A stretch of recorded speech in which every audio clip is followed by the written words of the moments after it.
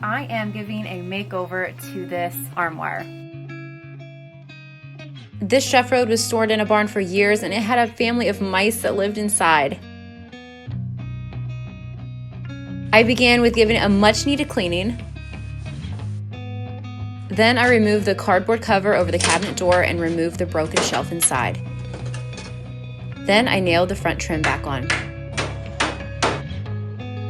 Then my hubby Obi made new drawer runners and installed shelves in the cabinet side. We also installed a new shelf and put this rabbit wire over the cabinet door.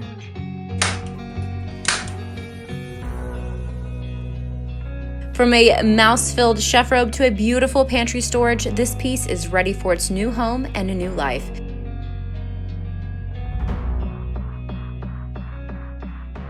Be sure to subscribe for more videos.